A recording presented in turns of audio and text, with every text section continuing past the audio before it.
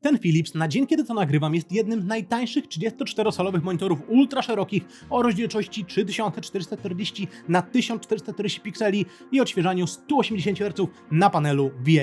Na dzisiaj kosztuje on, uwaga, 970 zł. I jak popatrzymy sobie na jego historię ceny z całego roku, to okaże się, że powolutku on właśnie do tej kwoty taniał, a zaczynał od mniej więcej okolic 1300 zł. Taka cena za monitor, który jest tak ogromny i na papierze ma dobre właściwości, wygląda niezwykle obiecująco. Więc kiedy zobaczyłem ten monitor, to od razu zadałem sobie jedno tradycyjne dla mnie pytanie. Gdzie tu jest haczyk? Gdzie tutaj zaoszczędzono? Pierwsze wskazówki, które będą nam mówić, że jest to sprzęt teoretycznie troszkę bardziej budżetowy, to podstawa czy porty. Ponieważ jeśli chodzi o porty, to dostajemy tylko i wyłącznie 2 HDMI, DisplayPort, wyjście audio i to wszystko. A jeśli chodzi o samą podstawę, to monitor przychodzi z bardzo prostą podstawą, która pozwala nam tylko i wyłącznie na jego pochylenie, nic więcej. Na szczęście mamy tutaj miejsce na montaż VESA, tak więc możemy zamocować jakieś własne ramię czy jakiś własny uchwyt. No ale nie oszukujmy się, jeśli chcemy kupić tego rodzaju ultra szeroki monitor, no to najważniejszy jest panel i po prostu od razu do niego przejdźmy, bo jest znacznie lepiej niż się spodziewałem. Już kiedy zmierzyłem jego rozkład spektralny, to od razu zauważyłem, że mamy tutaj do czynienia z monitorem na podświetleniu PFS, a to może oznaczać, że będziemy mieć tutaj naprawdę bardzo nasycone kolory, jeśli tego chcemy. I testy pokrycia barw na tym monitorze przepięknie to pokazują. Ten monitor fabrycznie zdecydowanie wychodzi ponad standard sRGB, który to jest wykorzystywany do tworzenia treści w SDR-ze właśnie i natywnie jest w stanie pokryć praktycznie 94% standardu DCI-P3, a to oznacza, że kolory na tym monitorze fabrycznie są naprawdę mocno nasycone i w wielu przypadkach bardzo mocno przesycone, ale to, że coś jest przesycone czy bardziej przekłamane, nie znaczy, że jest złe. Wielu osobom tego rodzaju przesycenie jak najbardziej może się podobać, więc spójrzmy dokładniej na te wartości. Fabryczna temperatura barwowa tego monitora mnie naprawdę zaskoczyła, ponieważ po sprzęcie, który teoretycznie atakuje ligę budżetową, nie spodziewałem się, że pod niektórymi względami będzie on naprawdę dobrze dostosowany. Tak dobrze, że wiele droższych monitorów, które miałem okazję testować, mogłyby się od niego uczyć. Ta fabryczna temperatura barwowa bardzo mocno celuje w punkt D65, czyli w referencyjną biel, co jest nadal rzadkością na wielu monitorach. Owszem, ona nie jest idealna, idzie odrobinkę w stronę niebieskiego i jak za chwilę zauważycie, będą pewne problemy z równomiernością całej szarości, ale i tak mówimy tutaj o bardzo niskim błędzie delta E, jak na fabryczną temperaturę barwową. Ktoś w Philipsie po prostu się odważył od razu dać ludziom sprzęt, możliwie jak najlepiej dostosowany, a nie specjalnie kopnięty w stronę niebieskiego, żeby był jaśniejszy, czy żeby mniejsza ilość ludzi doznała szoku, patrząc na monitor, który teoretycznie ma tak dobrze dostosowaną temperaturę barwową, kiedy większość ekranów wokół nas jest niezwykle niebieska. Kiedy jednak połączymy sobie temperaturę barwową tego sprzętu wraz z jego ogromnym pokryciem w trybie fabrycznym, to zobaczymy, że średni błąd delta E wynosi okolice 2,5, co jest dobrym wynikiem jak na tak bardzo nasycony monitor. Ale kiedy sobie dokładnie popatrzymy na te wszystkie kwadraciki, które tam widzicie, to bardzo ładnie widzicie, że pewne barwy są znacznie mocniej nasycone. Na przykład odcienie zieleni czy odcienie czerwieni są znacznie bardziej kopnięte na zewnątrz, a co za tym idzie, one są bardziej nasycone niż teoretycznie powinny być. Na szczęście barwy krytyczne, jak na przykład barwy ludzkiej skóry, są bardzo blisko swoich referencyjnych wartości i to jest bardzo duży plus dla tego rodzaju monitorów, ponieważ owszem, są one w stanie pokazać bardzo nasycone, przekłamane i przesycone zielenie czy czerwienie, ale na szczęście odcienie ludzkiej skóry nie są buraczane, a tak bywa w wielu monitorach, które mają tak ogromne fabryczne nasycenie. Oczywiście to w żadnym wypadku w tej akurat formie nie jest monitor do zastosowań czysto graficznych, ale jeśli ktoś szuka tego możliwego największego nasycenia, bardzo żywych kolorów, to zdecydowanie właśnie tutaj, w tych fabrycznych ustawieniach to znajdzie. Jednak musimy troszkę przejść do pewnych minusów. Na sam początek gamma. Możecie tam zauważyć, że najciemniejsze wartości ten monitor nam jeszcze mocniej zaciemnia, a dodatkowo widzimy tam lekki problem z balansem tej równomierności właśnie. Możecie tam zauważyć, że te najciemniejsze wartości są troszeczkę bardziej zielonkawe i przynajmniej ja osobiście jestem w stanie to trochę dostrzec. Zostańmy jeszcze przy pewnych minusach i pewnych problemach. Jeśli chodzi o równomierność bieli, to ona sama z siebie wygląda naprawdę dobrze, ale problemem są same krawędzie, gdzie widać leciutkie winietowanie. Przy samej krawędzi monitor jest po prostu ciemniejszy, co widzimy na jaśniejszym tle.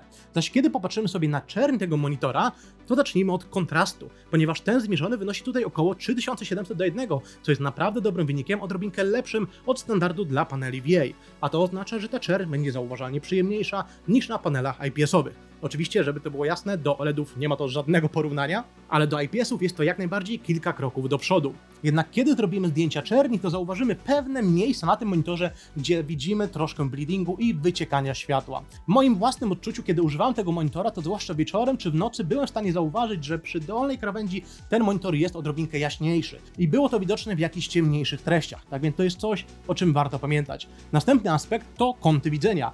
I tutaj akurat zaskoczenie, ponieważ te kąty widzenia są lepsze niż w ostatnio testowanych przeze mnie IPS-ach. To jest w ogóle jednym wielkim absurdem. Żeby było jasne, panele VA niestety mają pewne problemy i nawet pod lekkim kątem znacząco spada nam jasność ekranu, a później coraz bardziej widzimy problem z gamma shiftem. Jednak co miałbym nie mówić, naprawdę te kąty widzenia są lepsze niż w ostatnio testowanym IPS-ie, co nigdy nie powinno mieć miejsca. Zarazem, co muszę podkreślić, ze względu na specyfikę monitorów ultraszerokich, tak dużych i jeszcze jednocześnie zakrzywionych, są to zdecydowanie monitory, które zawsze najlepiej będą wyglądać dla osoby, która siedzi idealnie przed nimi, ponieważ nawet pod jakimś mniejszym kątem zauważymy znaczący spadek jasności, połączony z leciutko wypranymi barwami. Jednak jak na panel VA, to są akurat dobre kąty widzenia. I został nam jeszcze jeden temat, jeśli chodzi o minusy, mianowicie color bending. Przy bardzo ciemnych wartościach jestem w stanie zauważyć, że te przejścia tonalne nie są tak perfekcyjne, jak teoretycznie powinny być w różnych planszach testowych. To naprawdę dotyczy przejść najciemniejszych możliwych wartości, ale jest to niestety widoczne. Więc zapomnijmy na chwilę o minusach i przejdźmy do innych plusów. Po pierwsze, miażdżenie czerni, które na szczęście tutaj nie występuje. Po drugie, jasność. Maksymalnie ten monitor na fabrycznych ustawieniach uzyskuje około 305 nitów, zaś minimalnie spada do okolic 40 nitów. Jest to świetny zakres jasności i chociaż owszem, nie jest to najjaśniejszy monitor ultraszeroki, jaki miałem okazję w ostatnim czasie testować, to ja osobiście uważam, że te 300 nitów jest wartością bardziej niż wystarczającą dla większości z Was. Chyba że macie naprawdę jakieś bardzo jasne pomieszczenie, no to być może wtedy realnie będziecie się cieszyć z monitora, który dobija do tych 400 nitów. Ja osobiście dla przykładu w moim własnym pomieszczeniu monitory mam zawsze ustawione na jasność 200 nitów. Z czystej ciekawości musiałem sprawdzić, czy kiedy zmienimy wartości RGB dla temperatury barwowej, to czy będziemy w stanie tę temperaturę dostosować lepiej, aby troszeczkę jeszcze naprawić tę gammę. I widzicie teraz te rezultaty na ekranie. Owszem, udało mi się uzyskać niższe przekłamanie barw i odrobinkę lepiej wyglądającą gammę, ale mimo wszystko wartości te były bardzo podobne do wartości fabrycznych. Tego monitora po prostu z poziomu samego jakby per se monitora lepiej już dostosować się nie da, będzie tutaj wymagany kalibrator i jakieś profilowanie. Ale ten monitor ma jeszcze jednego małego asa w rękawie dla pewnej grupy odbiorców, ponieważ sprzęt ten posiada zaskakująco dobry tryb sRGB. Tak więc jeśli jesteście osobami, które treści SDR-owe chcą oglądać teoretycznie, jak najbardziej z intencją autora i szukacie monitora z możliwie jak najniższym przekłamaniem i nie chcecie tego przescenia szerokiego gamutu, to właśnie włączając tryb sRGB możecie to uzyskać. Tylko jak to wygląda? Po pierwsze, kiedy popatrzymy sobie na temperaturę barwową w tym trybie, to ona jest odrobinkę lepsza niż na ustawieniach fabrycznych. Ale, co bardzo ważne, włączając tryb sRGB nie możemy tej temperatury barwowej jakkolwiek zmienić, ponieważ kiedy ten tryb mamy włączony, to jeśli będziemy chcieli zmienić temperaturę barwową czy zmienić wartości RGB, to monitor od razu wyjdzie z tego trybu sRGB i wróci na fabryczne ustawienia natywne. Tak więc z tą temperaturą barwową w trybie sRGB po prostu musimy żyć. Ale jak ona wygląda? Jeśli chodzi o sklampowanie do standardu sRGB, to wygląda tutaj bardzo obiecująco. Jeśli chodzi o gammę, to widzimy, że akurat w tym trybie monitor przełącza się na gammę 2.2, a to oznacza, że pewne najciemniejsze wartości są troszeczkę jaśniejsze, porównując do standardu 2.2 właśnie. I w tym trybie sRGB tej gammy mógłbym się troszeczkę doczepić, ponieważ te najjaśniejsze wartości są odrobinkę ciemniej pokazane niż powinny być. Kiedy sobie to wszystko dodamy do siebie i popatrzymy na dokładne przekłamanie barw tego monitora, czy na jego saturację, to sami widzicie jego wyniki. Średni błąd delta E poniżej 2, zważając na to, że mamy do czynienia z tanim monitorem dla graczy w trybie sRGB, to jest coś naprawdę dobrego. I takie większe przekłamanie tego monitora w tym akurat trybie wynika z tego samego, co na trybie natywnym, czyli wynika z kwestii nierównomierności tej gammy w całej jej długości. Więc ogólnie pod względem barw myślę, że mogę ten monitor bardzo pochwalić, bo jednocześnie zadowoli on osoby, które szukają ogromnego nasycenia i bardzo żywych kolorów, a jednocześnie ten tryb sRGB jest na tyle dobry, że zadowoli osoby, które chcą możliwie jak najniższe przekłamanie. To jest coś, czego na tym rynku nie widzi się zbyt często i tak jak powiedziałem na początku, tak powiem i teraz, nawet wiele droższych monitorów mogłoby się zaskakująco od tego monitora tego nauczyć. I jeszcze co może być ważne dla osób, które planowałyby na takim monitorze trochę więcej pracować, na przykład z tekstem, to od razu dam tylko znać, że mamy tutaj standardowy rozkład pikseli RGB, a jeśli chodzi o zagęszczenie pikseli, to ono jest takie samo jak na monitorach 27-calowych 1440p, więc pod tym względem monitor wygląda naprawdę przyjemnie i ostro. Dodatkowo ten materiał może też trafić do osób, które nigdy monitorami ultra szerokimi się nie interesowały, więc bardzo mocno to zaznaczę, jest to monitor o proporcjach 21:9. Tak więc jeśli na tym monitorze odpalimy jakieś filmy na YouTubie, czy na przykład jakieś seriale z Netflixa, to one najczęściej są robione w proporcjach 16:9 i wtedy będziecie mieć czarne paski po bokach. Zaś jeśli chodzi o gry, to aktualnie naprawdę bardzo rzadko zdarza się, aby jakaś gra nie wspierała proporcji 21:9. A jeśli taka gra jakoś się pojawi, to z dużym prawdopodobieństwem w minieniu kilku dni pojawi się jakiś mod, który pozwoli jakoś tę ultraszerokość wykorzystać. Chyba że chcielibyście do takiego monitora podłączyć konsolę, czego osobiście nie polecam robić. Konsole po prostu nie wspierają proporcji 21:9, więc jeśli tam odpalicie jakieś gry, to one odpalą się z czarnymi paskami po bokach. Ale do tego tematu jeszcze za chwilę przejdę, bo przejdźmy wreszcie teraz do po prostu grania. Zaczynamy od pomiarów input laga, który jest dobry i który wynosi zdecydowanie tyle, ile spodziewałbym się po 180 Hz monitorze. Następnie od razu przejdźmy do tematu smużenia, który to zawsze jest bardzo ważnym tematem, jeśli chodzi o monitory VA, ponieważ panele VA owszem są w stanie uzyskać znacznie lepszą czerń niż panele IPS-owe, ale niestety robią to kosztem smużenia właśnie. A smużenie to nic innego jak piksele, które niestety potrzebują więcej czasu na zmianę kolorów niż następuje następna klatka na ekranie. I kiedy zrobimy sobie dokładne pomiary czasu reakcji pikseli, to okaże się, że przejścia jasne na tym monitorze są bardzo dobre. Wynoszą milisekundę, 2 milisekundy, 3 milisekundy. Świetne wyniki. Ale jak zawsze ja powtarzam, najważniejszy wynik to ten, który jest najgorszy, bo to właśnie to widzimy. Jesteście w stanie tam zauważyć, że przejście przykładowo z czerni do bardzo ciemnej szarości mogą trwać prawie że 20 milisekund. A to jest wynik zdecydowanie gorszy. Tylko jak to wygląda w rzeczywistości? Żeby to lepiej zrozumieć, porównajmy sobie proszę zdjęcia UFO tego monitora do innych monitorów. Ale na sam początek jedna bardzo ważna rzecz. Kiedy ten monitor włączyłem, to jego tak zwany Smart Response, czyli właśnie funkcja Overdrive, była ustawiona na moc, która się po prostu nazywa wyłączoną. I wtedy jesteście w stanie zauważyć, że ta smuga za obiektem jest naprawdę długa, więc ja od razu polecam zmienić tę moc Smart Response na moc szybszą, która to zdecydowanie jest tutaj najlepszą w tym właśnie monitorze i daje nam możliwie najkrótszą smugę, ale jednocześnie nie ma tam widocznego problemu z overshootem, ponieważ kiedy przejdziemy na moc najszybszą, to tam niestety widocznie jest overshoot i to po prostu wygląda źle. Więc teraz, kiedy mamy na tym monitorze najlepszą możliwą moc, jak to wygląda porównując do innych konkurentów? Kiedy porównamy sobie ten akurat sprzęt do jednego Xiaomi, który to testowałem już jakieś 1,5 roku temu, to okaże się, że ten akurat Philips wygląda nieporównywalnie lepiej niż ten Xiaomi właśnie. Bo to jest coś, co musimy zrozumieć. Smużenie jak na panel VA w tym akurat monitorze jest dobre. Zaznaczam, jak na panel VA. Ale kiedy porównamy sobie to smużenie do najszybszego monitora ultraszerokiego, również na panelu VA, który miałem okazję testować i był to 1 GB, to zauważymy, że ten gigabajt pod względem smużenia wypada nawet odrobinkę lepiej. Co bardzo ważne, muszę to zaznaczyć, ten gigabajt nie jest już dostępny w sprzedaży, pojawiła się jego nowa wersja, której to akurat jeszcze nie miałem okazji testować, a na dzień dzisiejszy kosztuje ona około 200 zł więcej od tego Philipsa. I o cenie sobie jeszcze porozmawiamy. I żebyście jeszcze lepiej zrozumieli ten temat, to ustawię też obok tego monitora zdjęcie UFO dla jakiegoś szybkiego panelu IPS-owego 27-calowego, kosztującego około 200 zł mniej. Teraz jesteście w stanie zauważyć, co oznacza monitor, który nie ma problemu ze smużeniem i tak właśnie wygląda zdjęcie UFO na panelu IPS-owym z dobrym czasem reakcji pikseli oraz jak wygląda takie mimo wszystko dosyć małe smużenie jak na panel VA na tym akurat monitorze. Mam nadzieję, że tego rodzaju porównanie pozwoli Wam zrozumieć, jak te monitory wyglądają i pozwoli Wam zdecydować, co jest dla Was ważniejsze. Czy jesteście osobami, które znacznie bardziej docenią lepszą czerń na tym monitorze, czy jednak jesteście osobami, które znacznie bardziej szukają możliwie jak najczystszego obrazu podczas ruchu. Bo jeśli szukacie tego drugiego, to będę Was pchał w kierunku paneli IPS-owych. Tylko z takim zaznaczeniem, że nie ma 34-calowych paneli IPS-owych aktualnie w sprzedaży. Chociaż czekajcie, dla pewności to sprawdzę. Dobra, sprawdziłem. Nadal w sprzedaży jest jeden 34-calowy LG na Nano IPS-ie, który kosztuje absurdalne 2500 zł. To cena jest po prostu niedorzeczna.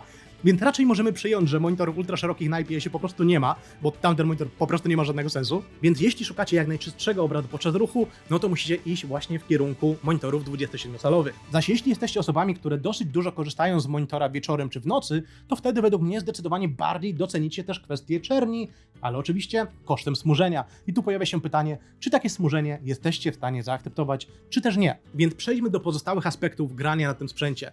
Następny temat, stroboskop. To jest coś, co bardzo rzadko widzi się na monitorach ultraszerokich, tym bardziej na panelach VA, tym bardziej z podświetleniem PFS, a tutaj mamy całe to combo i Philips postanowił tutaj zaimplementować stroboskop. Ja osobiście nie rozumiem dlaczego. Żeby włączyć stroboskop na tym monitorze, musimy w jego menu wyłączyć Adaptive Sync. Kiedy to zrobimy, możemy na tym monitorze włączyć tak zwaną moc MPR od 0 do 20. I jak sami widzicie na zdjęciu UFO, owszem, ze stroboskopem uzyskamy nieporównywalnie ostrzejszy obraz podczas ruchu, bo jest on po prostu ostry jak żyleta. Ale jednocześnie jesteście w stanie zauważyć tak zwany strobe crosstalk, czyli takie właśnie powidoki naszego duszka ze względu na zbyt wolny czat reakcji pikseli, zwłaszcza przy tym najciemniejszym przejściu u góry. Tak więc ten stroboskop już z tego powodu po prostu w realnym użytkowaniu wygląda źle, a dodatkowo mamy tutaj jeszcze monitor na podświetleniu PFS, więc jesteśmy w stanie zauważyć takie czerwonawo, cyjanowe artefakty. Ogólnie mówiąc, stroboskopu na tym monitorze, jak i też na prawie że wszystkich innych monitorach z PFS-em nie polecam. Tak więc ta funkcja niby tutaj jest, nie do końca rozumiem szczerze po co. Ale jest następna funkcja, którą jak najbardziej rozumiem i chodzi tutaj o G-Synca czy FreeSynca. Kiedy popatrzymy sobie na dokładne testy, czy to na G-Syncu Pendulum, gdzie mamy bez przerwy zmieniające się FPS-y, czy też w realnym użytkowaniu, gdzie mamy bardziej stabilne FPS-y, na przykład w takim cyberbanku, to na kamerze jesteście w stanie zauważyć mimo wszystko lekkie, bo lekkie, ale trochę widoczne migotanie przy takich najciemniejszych wartościach.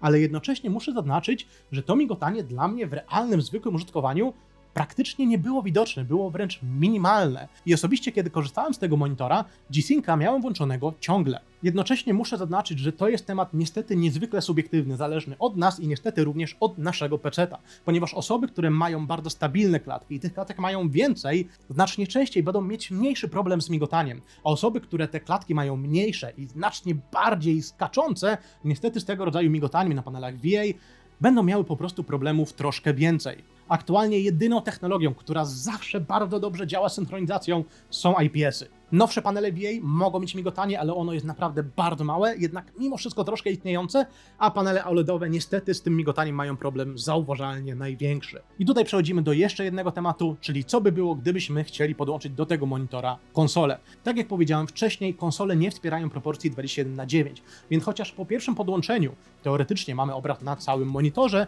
to dosyć szybko zrozumiemy, że ten obraz jest dosłownie rozciągnięty na boki i musimy w menu monitora zmienić jego opcję, aby on działał w proporcjach 16:9. Wtedy będziemy mieć właśnie te czarne paski. Dodatkowo ten monitor włączył się w trybie HDR, co po prostu nie ma żadnego sensu i w trybie HDR ten monitor wygląda bardzo słabo, jak praktycznie wszystkie zwykłe monitory LCD, które z HDR-em praktycznie nic nie mają wspólnego. Tak więc z poziomu konsoli polecam od razu wyłączyć tryb HDR i korzystać z trybów SDR, które w tym monitorze są naprawdę świetne. No i wtedy jak najbardziej możemy na takim monitorze grać w gry na konsoli, ale nie oszukujmy się, tego rodzaju monitory ultraszerokie są najlepsze do gier PC-towych, zwłaszcza tam, gdzie tę ultraszerokość jego możliwie jak najlepiej wykorzystamy. Chodzi tutaj o jakieś symulatory, czy to wyścigowe, czy symulatory droniarstwa, albo o jakieś gry, które mają przepiękny otaczający nas świat i chcemy tego świata widzieć możliwie jak najwięcej. To właśnie tam, według mnie, zobaczymy 100% możliwości sprzętu ultraszerokiego. Tak więc dochodzimy wreszcie do podsumowania i odpowiedzmy sobie na pytanie, czy warto? Żeby to zrozumieć, popatrzmy proszę na cenę innych monitorów, które miałem okazję przetestować. Dla przykładu, taki Xiaomi, o którym mówiłem Wam przed chwilą, kosztuje również około 1000 zł. Jednak jeśli miałbym wybierać między tymi dwoma monitorami, to zdecydowanie, zarówno pod względem smużenia, jak i pod względem obrazu, lepszym wyborem po prostu będzie ten Philips. Zaś ten Gigabyte, do którego porównywałem to smużenie przed chwilą, niestety nie jest już dostępny, ponieważ aktualnie wyszła jego nowsza wersja, która teoretycznie ma być lepsza, ale tak jak mówię, jeszcze jej nie przetestowałem. I dodatkowo na dzień, kiedy to nagrywam, ten Gigabyte kosztuje około 200 zł więcej od tego Philipsa. I bardzo szkoda, że ta nowa wersja tego Gigabyte'a wyszła tak szybko, ponieważ ja jego poprzednią wersję dosłownie testowałem jakieś pół roku temu i już pojawił się nowszy model. A co za tym idzie, nie mam testów tego nowego Gigabyte'a, więc nie jestem w stanie jakoś sensownie tych monitorów przetestować, aby Wam wprost powiedzieć, który monitor jest lepszy. Największą bronią Philipsa jest zdecydowanie jego cena. I bardzo się cieszę, że monitory ultraszerokie tak tanieją, że poniżej 1000 zł jesteśmy w stanie znaleźć tak dobry i mimo wszystko kompletny sprzęt. Kilka lat temu, kiedy ja kupowałem mój pierwszy ultraszeroki monitor, który widzicie za mną u góry, to ja wydałem na niego prawie że 2 razy więcej pieniędzy, a ten sprzęt u góry jest pod dosłownie każdym jednym względem znacznie gorszym sprzętem od tego Philipsa poniżej 1000. Jednak jak wszędzie, również i tutaj znajdziemy jakieś minusy, o których musicie pamiętać. O kątach widzenia, o gamma shifcie, o bendingu, o kwestii dotyczącej nierównomierności, czy oczywiście o samym smużeniu, które w żadnym przypadku nie jest topowe. Nawet jak na panel VA, chociaż jest zdecydowanie lepsze od średniej. Więc jest to kawał sprzętu, który ma wiele plusów i również który ma trochę minusów. Ale żeby mieć pełny ogląd co do tej sytuacji, to muszę przetestować jeszcze tę nową wersję Gigabyte'a.